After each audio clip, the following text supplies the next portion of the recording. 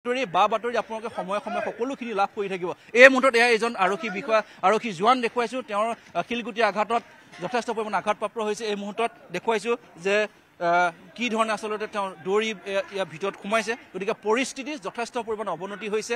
এই মুহূৰ্তত কন্দুৱা গেছ ইয়াত কৰা হৈছে।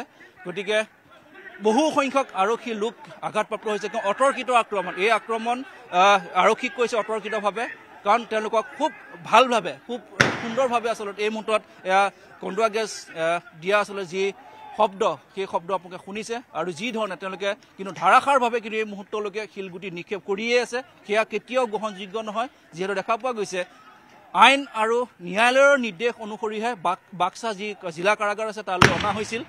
গতিকে সেই সকলোখিনি এই মুহূৰ্তত যিহেতু দেখা পোৱা গৈছে যে তেওঁলোক এই 5 অভিযুক্ত আজি বাক্সাত নহ'লেও অসমৰ যিকোনো এখন কাৰাগাৰত তেওঁলোকক ৰাখিবই লাগিব। সেইটো নিয়ম, সেইটো আইন আদালতৰ নিয়ম। গতিকে সেই কথাটোত কোনো লোকে বাধা দিব নোৱাৰে। গতিকে এই ধৰণৰ কথা ৰশ্মিতা মই দেখুৱাইছোঁ যে চাওক যি ধৰণে আৰক্ষী আচলতে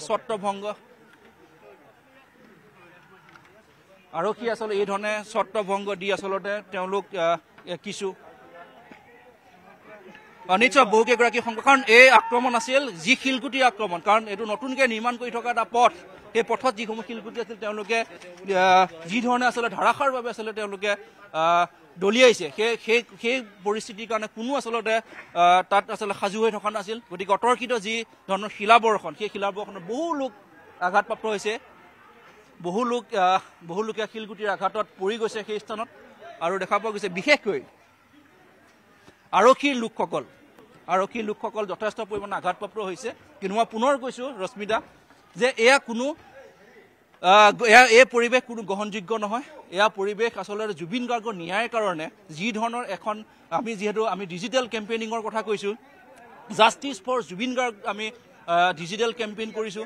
সকলোৱে এই মুহূৰ্তত জুবিন গাৰ্গৰ ন্যায়ৰ বাবে যি ধৰণে প্ৰচেষ্টা অব্যাহত ৰখা হৈছে, শিল্পী সমাজে প্ৰতিবাদী তেওঁলোকে গীতেৰে প্ৰতিবাদ কৰিছে।